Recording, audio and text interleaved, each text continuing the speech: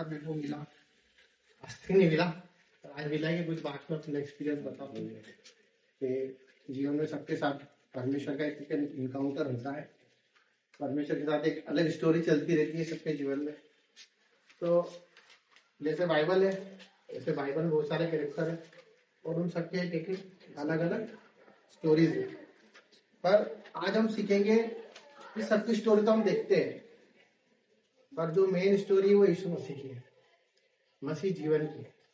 तो आज हमको मसीह जीवन के ऊपर कुछ ध्यान देने का है। उसको हम समझेंगे मसीह जीवन हमसे क्या कहता है और हमसे क्या एक्सपेक्टेशन रखता है और आगे वाले समय में वो हमारे साथ कैसे चलेगा। एक वचन को हम पढ़ सकते हैं जो कि यूहन्ना 14:23, और मैं चाहता हूँ कि सब एक साथ करें। यूहन्ना 14:23।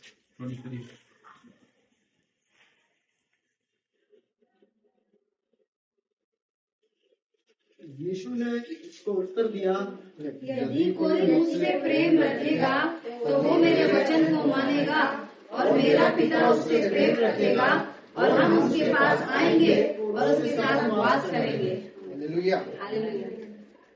प्रेम, यदि कोई मुझसे प्रेम रखेगा तो वह मेरे वचन को माने और मेरा पिता उससे प्रेम रखेगा और हम उसके पास आएंगे और उसके साथ वास करेंगे। ये एक कमिटमेंट है परमेश्वर का, यीशु मसीह का एक कमिटमेंट है हम सबसे। प्रेम कि यदि तुम मुझसे प्रेम करोगे, प्रेम तो तुम मेरे वचन को भी मानोगे और मेरा पिता भी तुमसे प्रेम करेगा और हम तुम्हारे साथ वास करेंगे। हम देखेंगे परमेश्वर ने हमको बहुत सारे वादे किए, उसमें से कुछ वादे हम देखेंगे।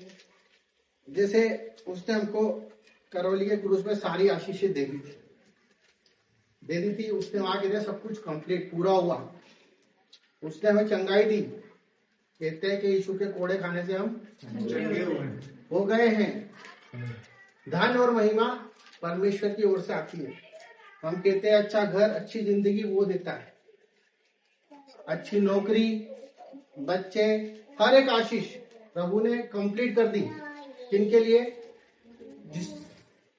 जो लोग परमेश्वर के पुत्र से प्रेम करते, यीशु मसीह कंप्लीटेड हो गई। फिर आज हम बहुत सी चीजों के लिए प्रार्थना कर रहे हैं। आज भी हम बहुत सी चीजों के लिए सालों से प्रार्थना कर रहे हैं, सालों से। फिर ये वचन प्रभु ने हमको दिया है तो हमको ध्यान देना है कि कहीं ना कोई हमारे अंदर ही, मेरे अंदर ही कुछ मिस्टेक होगी। क्योंकि परमेश्वर ने तो बोल दिया कि कोई मुझसे प्रेम करेगा तो वो मेरे वचनों में भी चलेगा और मैं उसके साथ वास करूंगा।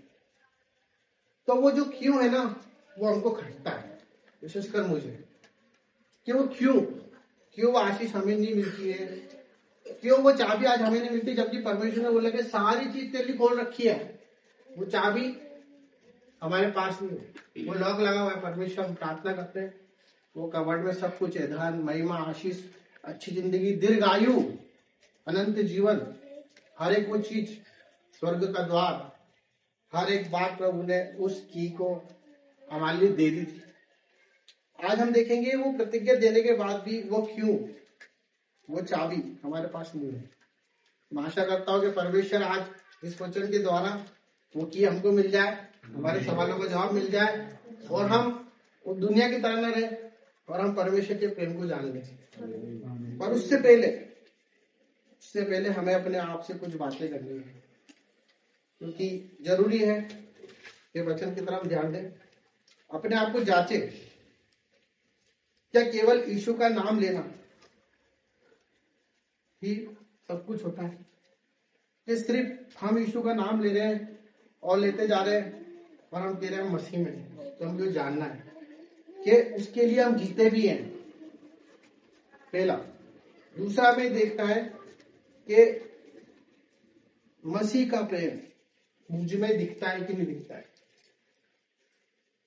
तीसरा हमको देखना है क्या मेरे शब्दों से मसीह को महिमा मिलती है कि नहीं। कि मैं उससे सिर्फ प्रेम करता हूं तो ये शब्दों से करता हूं कि हाँ प्रभु आपसे बहुत प्यार करता हूं, पर मेरी सोच तो प्यार ही नहीं करती। और हमको ये देखना पड़ेगा कि जब हम आईना देखते हैं, अपने भीतर देखते हैं, तो हम उसको दिखाई देते हैं कि नहीं, हमारे हृदय में वो दिखता है कि नहीं दिखता है। तो कुछ वचनों को हम देखेंगे, क्योंकि ये सब चीजें इसलिए है क्योंकि परमेश्वर ने हमसे प्रेम किया। उसने वचन बोला कि जो मुझसे प्रेम करता है वो मेरे वचन को भी मानेगा, मेरा पिता भी उससे प्रेम करेगा। प्रेम ऐसी चीज होती है जो हर एक चीज दे देती है, निस्वार्थ। मेरा बर्थडे था, मेरे भाई बहनों ने मुझे सब कुछ दिया, दिल खोल के प्रेम से दिया, है ना। वो प्रेम जो वापस नहीं लेता है। तो परमेश्वर ने सारी आशीष दे दी, फिर हमको क्यों नहीं मिल रही? तो हम भजन संहिता 118 उसका 8वां वचन पढ़ते हैं। भजन संहिता 18 यहोवा की शरण लेनी मनुष्य पर भरोसा रखने से उत्तम है। हालेलुया। परमेश्वर का वचन ये कह रहा है कि यहोवा का शरण लेना अच्छा है मनुष्य पर भरोसा रखने से, क्योंकि मनुष्य परमेश्वर ने बनाया, वो जानता है कि मनुष्य क्या है। मनुष्य पलट सकता है, परमेश्वर कभी नहीं पलट। तो वो ये कहता है कि हम उसके जीवन में, उसके शरण में रहते हैं कि जब हमें कुछ भी चीज की नीड्स होती है, कुछ भी चीज की हमको, हम तुरंत मनुष्य की शरण में चले जाते हैं, मनुष्य पर भरोसा कर लेते हैं कि ये हमारे लिए करेगा। परमेश्वर तो न जाने कब है, पर हम पहले उससे बात कर ले, इससे बात कर ले, उससे परमेश्वर से हम बात नहीं करते। तो हमको ये देखना पड़ेगा कि जब उससे शरण हम उसके पास लेंगे तो परमेश्वर अपने लिए हर एक वो चीज कर सकता है। आज उसने वादा किया कि तुम प्रतीति कर लो, जो तुमको चाहिए ना तुम प्रतीति कर लो, वो सब कुछ तुम्हारे लिए हो जाएगा। तो क्या हम जो जीवन जी रहे उसमें हमको देखना है कि बहुत से लोग हमारे आसपास भी हैं, हम चर्च जाते हैं, हम सब कुछ करते हैं, आराधना करते हैं, हर एक बात करते हैं, और हम देखें कि हमारे आसपास वाले लोग भी वैसा ही कर रहे हैं, पर हमारे जीवन का आकार वैसा का वैसा ही है जैसा आज से 5 साल पहले था, जैसा आज से 10 साल पहले हम वहीं के वहीं खड़े हैं। हम किसी चीज के लिए दुआ कर रहे हैं, वो दुआ हमारी हो ही नहीं रही। तो हमें पता लगेगा कि हम क्या मालूम किसी मनुष्य के अधीन तो नहीं है, कहीं ऐसा तो नहीं हम किसी पर्टिकुलर सब्जेक्ट के ऊपर टिक गए, क्योंकि परमेश्वर तो देने के लिए बैठा है। जब उसने बोला कि सब कुछ मैं दे दूंगा, तो देने के लिए बैठा है। फिर भी हम लोग आते हैं, अपना सब कुछ करते हैं, तो वहां पे हमको जांचना है कि हम सच में यीशु मसीह के लिए आए कि नहीं। हम कहीं ऐसा तो किसी को इम्प्रेस करना है, बुरा मत मानना, परमेश्वर वचन में लिखा है, ठीक बोलो। हम आगे देखते हैं तीतुस 1:16।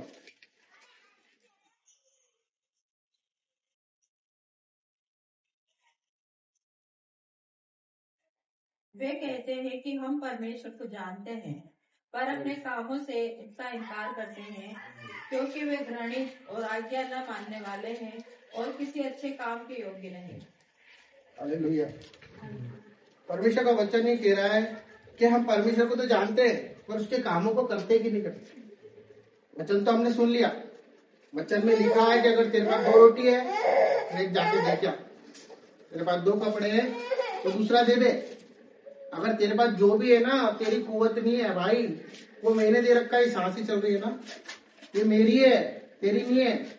मैंने किसी पर्पज से तुझे भेजा है, इसलिए भेजा है। पड़ोसी भी वैसे ही करता है, जो मनुष्य जो मूर्ति पूजा करता है, हर एक वो चीज करता है, गंदे काम करता है, वो भी वही करता है, सेम है। हमें उसमें क्या अंतर हो गया? जब उसने बोला है कि तुम मेरे वचन को सुन ले, तो पड़ोसी भी हम बिठा लेंगे ना, अभी सुन लेगा, वो सुन लेगा आके, बोले हाँ मैं भी जानता हूँ यीशु मसीह को, मैं प्रार्थना में जाता हूँ। प्रार्थना में जाने से और वचन पढ़ने से सब कुछ होता है, पर उसके साथ उसके कार्य भी करने पड़ते हैं। कोई गरीब है, कोई दुखियारी है, कोई परेशान है, किसी का कोई नहीं, किसी का पति चले गया, उसका कोई नहीं है, किसी का बाप किलस रहा, किसी का भाई तड़प रहा, वो हमारा ही भाई है। उसका एक उदाहरण है जो कि हम वचन से देखेंगे, लूका 10 उसका 35 अध्याय है।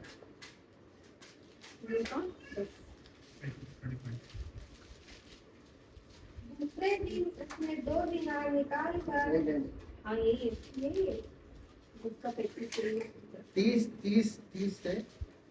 35 तक। यीशु ने उत्तर दिया, एक मनुष्य यरूशलेम से यरीहो को जा रहा था, कि डाकुओं ने घेर कर उसके कपड़े उतार लिए और मार पीट कर उसे अधमरा छोड़ चले गए।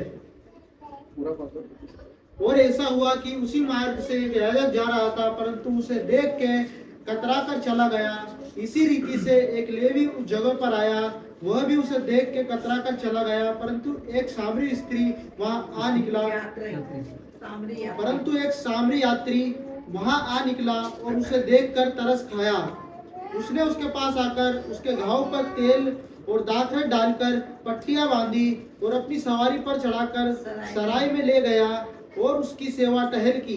दूसरे दिन उसने 2 दिनार निकालकर सराय के मालिक को दिए और कहा, इसकी सेवा टहल करना, और जो कुछ तेरा और लगेगा वो मैं लौटने पर तुझे भर दूंगा। हालेलुया। हालेलुया। ये कौन था? सामरी।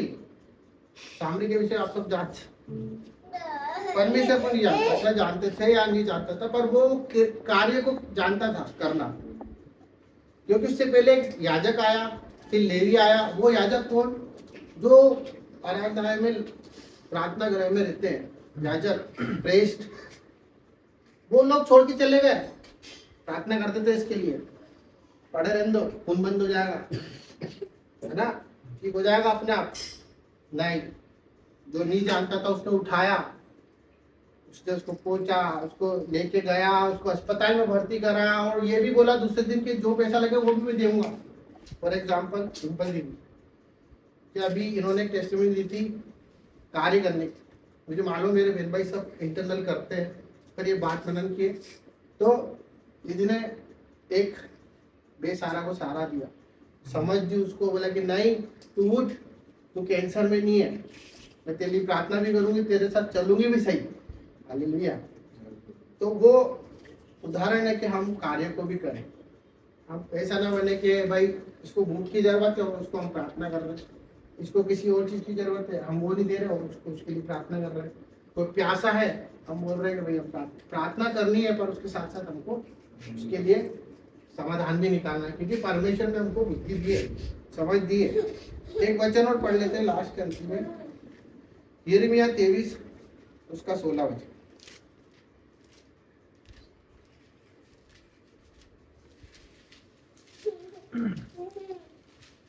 सेनाओं के यहोवा ने तुमसे यूं कहा है, इन भविष्यद्वक्ताओं की बातों की ओर जो तुमसे भविष्यवाणी करते हैं कान मत लगाओ, क्योंकि ये तुमको व्यर्थ बातें सिखाते हैं।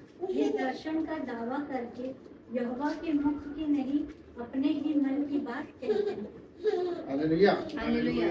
ये वो उदाहरण है जो आज दुनिया में हम जब YouTube खोलते हैं तो बहुत सारे झूठे भविष्यवक्ता आ चुके हैं, वो ऐसी ऐसी चीजें सिखा रहे हैं आप लोगों को। परमेश्वर उससे घृणा करता है, परमेश्वर चाहता है कि हम उसकी सच्ची शिक्षा में चलें, किसी के मन के भरमाने में नहीं आए, क्योंकि वचन हमारे पास है। अगर कोई बोल रहा है, आज मैं बोल रहा हूँ, पर अगर वचन से अलग बोल रहा हूँ तो आप समझ जाओगे ये व्यक्ति झूठ बोल रहा है। इतना भेद हमको परमेश्वर ने दिया है। तो परमेश्वर, अगर हम जा रहे हैं और किसी ने हमारी भविष्यवाणी कर दी तो हमको उसका जीवन भी देखना है। वो सच में मसीह है, सच्चा आदमी जो परमेश्वर के ऊपर उससे बुलवाता है। तो बहुत से ऐसे प्रभु घृणा करता है कि ये मेरे लिए आया था और ये अब मनुष्य की बातें सुनने लगे, वचन में नहीं देख रहा है, वचन में नहीं पढ़ रहा है, और किसी ने बोल जाए तेरे जीवन में तो तू कल कार लेके आने वाला है या कल तू ये लेने वाला है, पर वो सब मिलेगी। पर हमको ये समझना है कि हम सही में वचन पर ध्यान दे रहे कि नहीं दे रहे, वो परमेश्वर की ओर से ही होगी जो भी होगा। फिर से हम वही वचन पढ़ेंगे जो कि यूहन्ना 14 का 23 जो शुरू में मैंने पढ़ा है, मैं खुद पढ़ देता हूँ। इसलिए पढ़ेंगे क्योंकि सब हमने पढ़ लिया है, तो बहुत सारी नेगेटिविटी चीजें थी।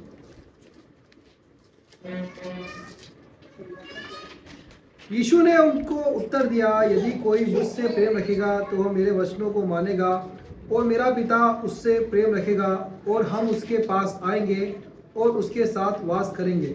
हालेलुया। हालेलुया। ये वचन वो चाबी है जो हमारी हर एक तकलीफों को दूर कर सकती है, प्रेम।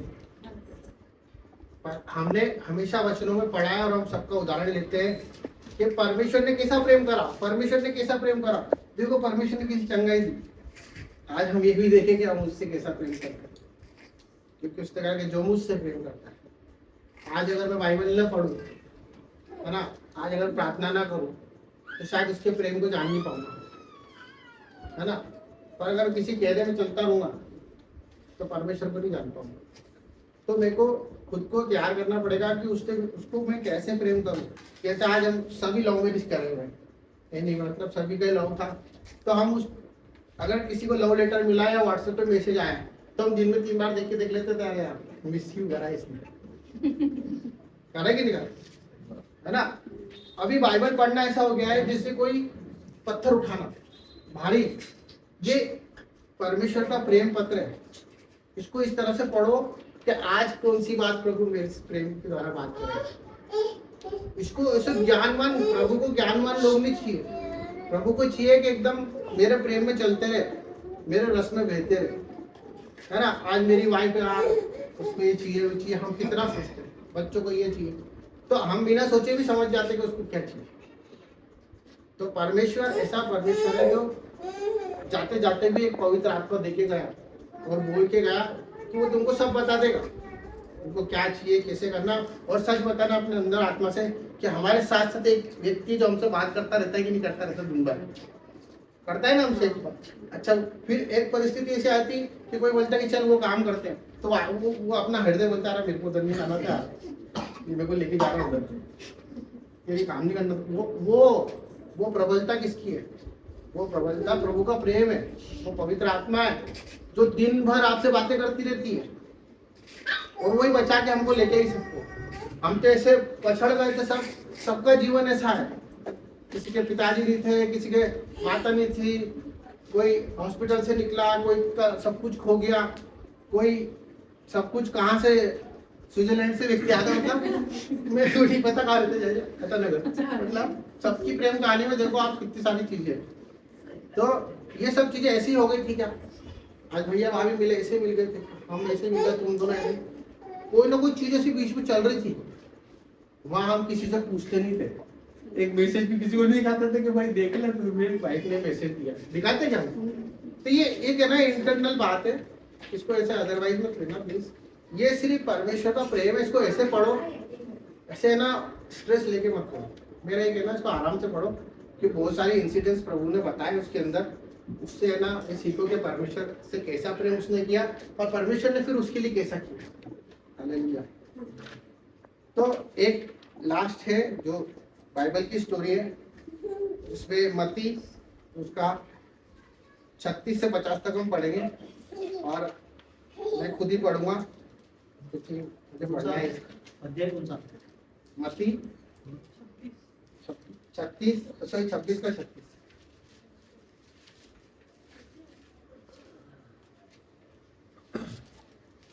ये एक ऐसा इंसिडेंट है जहाँ पे परमेश्वर है ना एक नॉर्मल बातें कर रहा है, मतलब ऐसी कोई महान बातें नहीं हो रही है, बिल्कुल ऐसी नॉर्मल बातें हो रही है जो आज हम लोग करते हैं। अब जब हम शुरू में देख रहे थे यूहन्ना जिसके वचन में हमने पढ़ा कि परमेश्वर प्रेम चाहता है,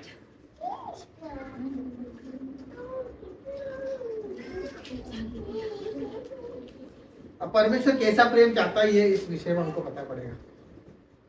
देखो ये है 36वां वचन।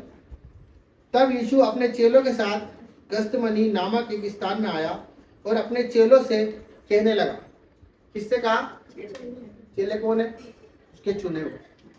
कौन है? जो उसके साथ रहते थे। कौन है? जो दिन रात हालेलुया बोलते थे, जो परमेश्वर को बहुत उठा के रखते थे। अरे आप जैसे तो कोई भी नहीं प्रभु, आप ही हो सब कुछ, मैं तो आपके बिना रह नहीं सकता। वो 3 लोग कौन थे? एक पतरस था और एक जब्दी के 2 पुत्र थे, मतलब उनके साथ रहने वाले। अब ये जो है ना इंसिडेंट बहुत दुख भरा है।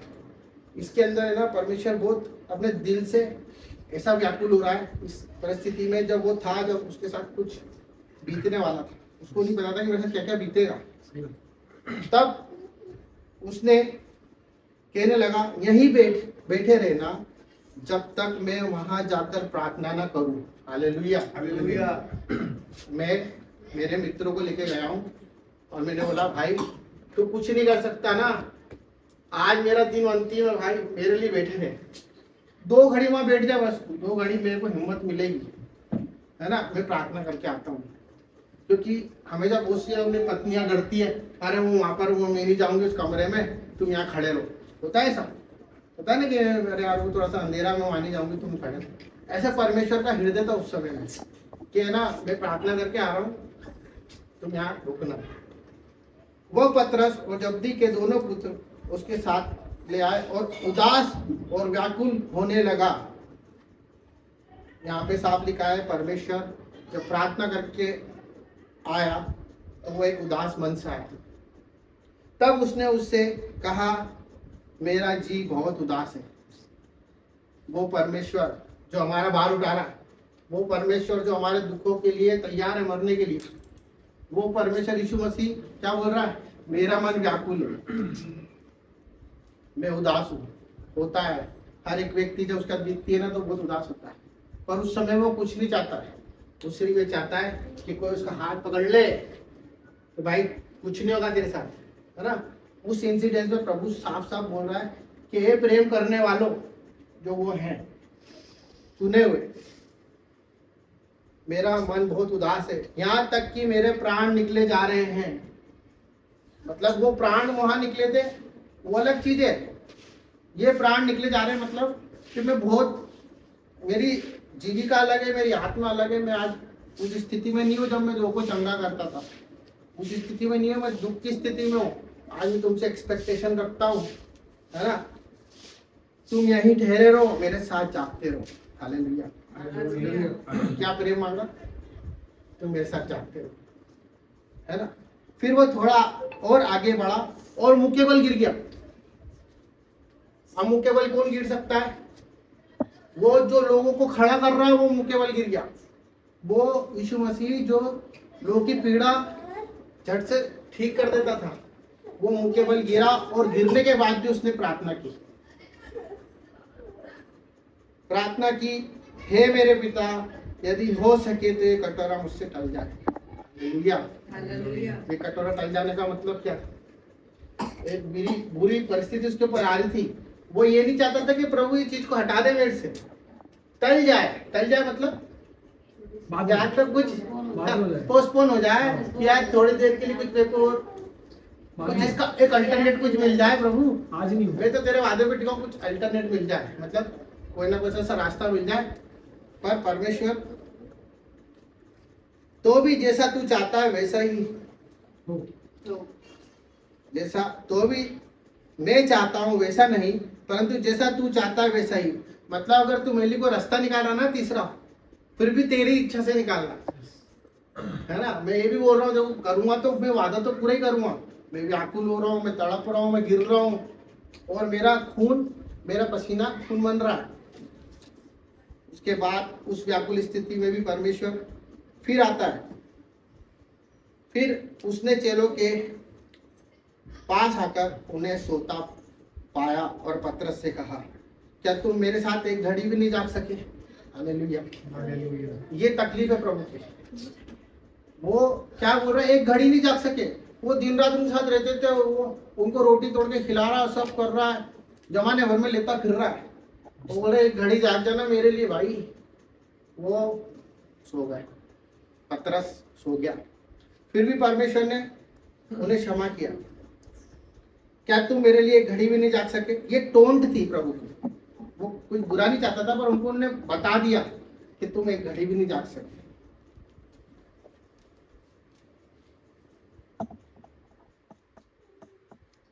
फिर उसने चेलों के पास आकर कहा, क्या तुम मेरे साथ एक घड़ी नहीं जाग सके। जागते रहो और प्रार्थना करते रहो कि तुम परीक्षा में ना पड़ो। आत्मा तो तैयार है परंतु शरीर दुर्बल है।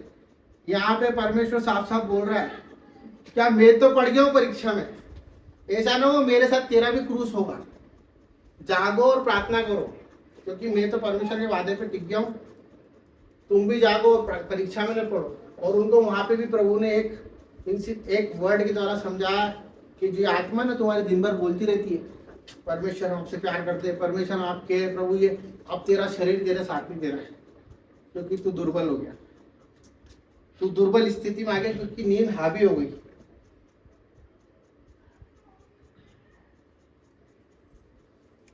परंतु परंतु शरीर दुर्बल है। फिर उसने दूसरी बार जाकर प्रार्थना की, हे मेरे पिता, यदि यह मेरे पिए बिना नहीं हट सकता तो तेरी इच्छा पूरी हो। हालेलुया।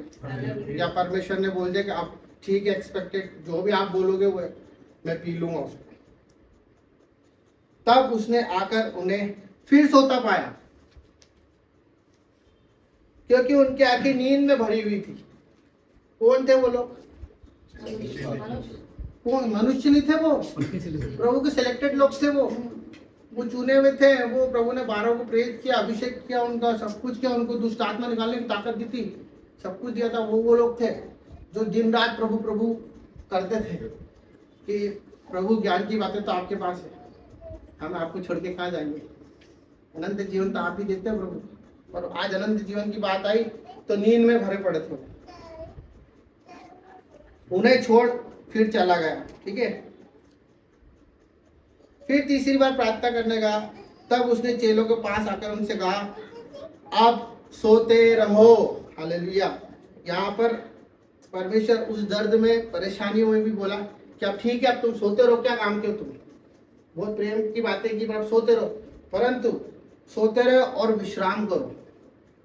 ठीक है, देखो अब इस सोते रहो यहाँ पर एक थोड़ा सा डॉट लगा हुआ है।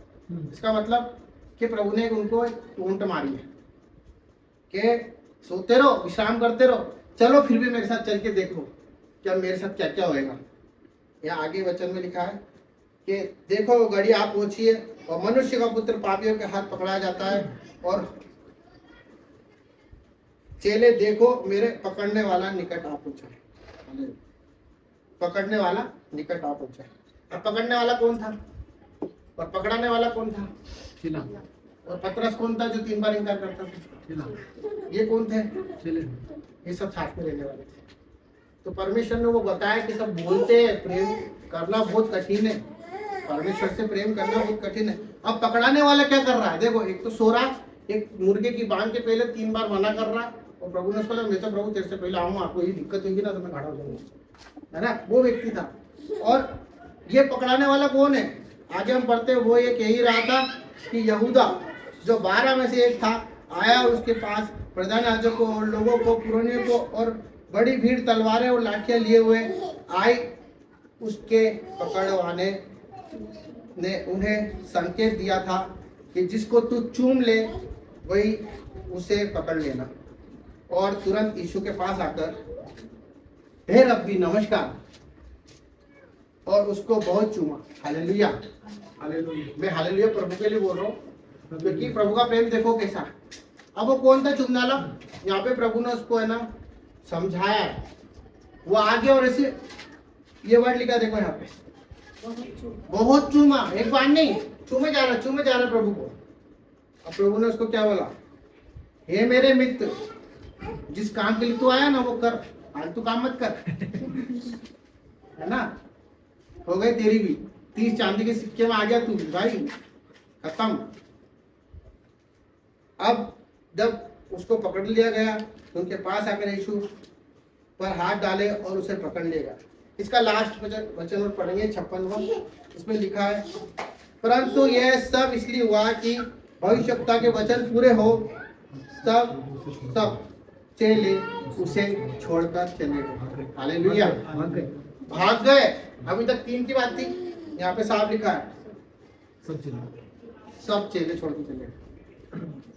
परमेश्वर नहीं चाहता हम उस स्थिति में आए कि हमारे साथ वाले हमको छोड़ के भाग जाए। परमेश्वर चाहता है कि तुम मुझसे प्रेम करो। इंसान का प्रेम कल बदलेगा, जब परिस्थिति आएगी वो बदल जाएगा। पति पत्नी कितने कैसे चलते डिवोर्स, साथ जीने मरने की बातें करते हैं, वो सब पलट जाते हैं।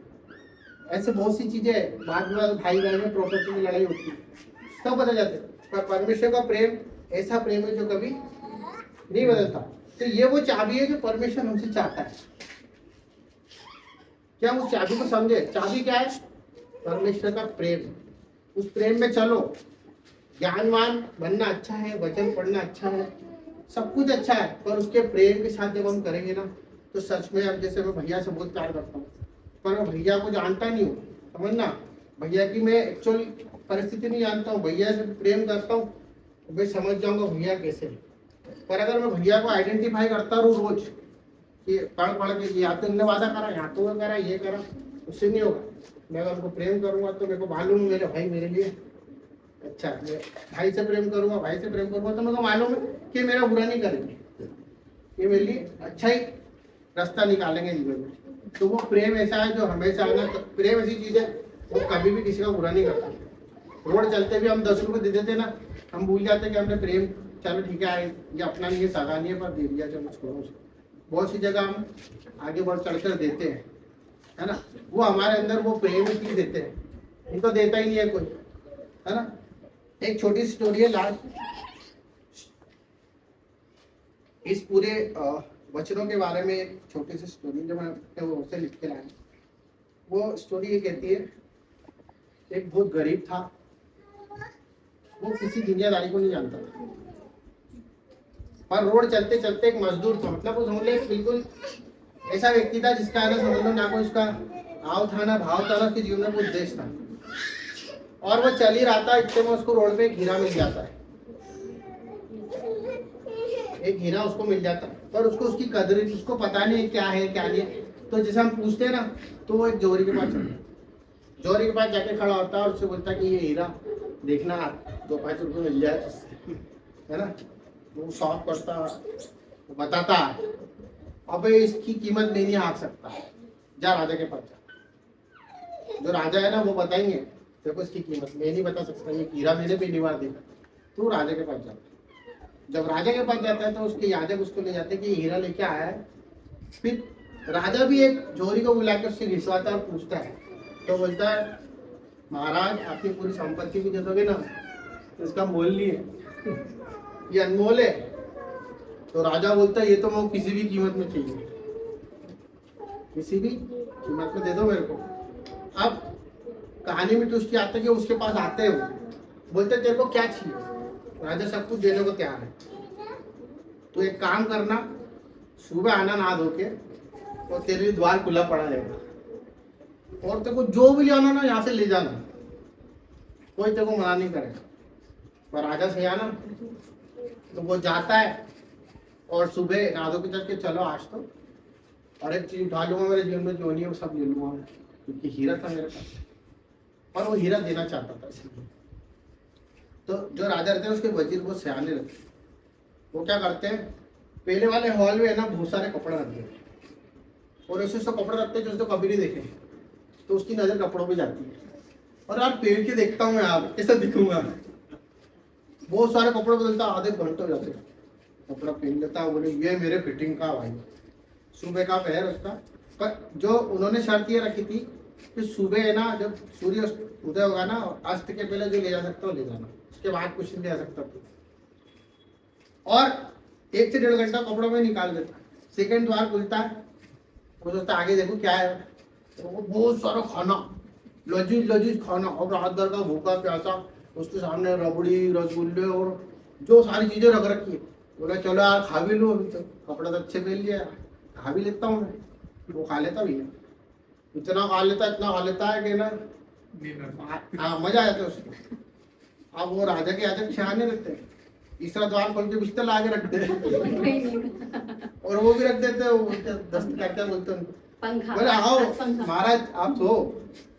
हाँ यार अभी तो पूरा दिन पड़ा है, सो लेता हूँ मैं, 12-12:30 बजी है, शाम तक उठा लेंगे जितना उठा सकते हैं। भैया वो सो जाता है, सोने के बाद सूर्यास्त हो जाता है, उसके सिपाही आकर उसको उठाते हैं, ये भाई उठ। बोले क्या हुआ, बोला सर टाइम सर टाइम पता हो गया। वो उठता हो तुरंत जेब और वो सब उठाने लगा था। क्या शर्त थी कि सूर्योदय के बाद कुछ नहीं ले सकता, अस्त के बाद कुछ नहीं ले सकता। वो हीरा पता है क्या है, वो हीरा यीशु। आज हम दुनिया में खो रहे हैं उसको, उसके प्रेम को खो रहे, वो प्रेम वो हमारे पास रहेगा ना, मैं बता रहा हूँ आपके पास आशीष चल चल के आएगी। और परमेश्वर ने हमको देना वाला आशीष दी है, हमारे में तरह इसको खत्म करो तो नेक्स्ट आएगा भाई, इसको हटाओ यहाँ से, जल्दी से बांटो, जल्दी से दो, धन महिमा जो भी हमारे रोटी जो भी बांटो, और आने वाला परमेश्वर भेज रहा है। तो हमारी सारी चीजें कॉम्प्लीकेट हो जाएगी उस हीरे से। तो परमेश्वर का धन्यवाद हो। अगर वचन अच्छा लगा हो तो धन्यवाद, और कुछ गलती हो तो क्षमा चाहो। परमेश्वर आप सबको आशीष दे।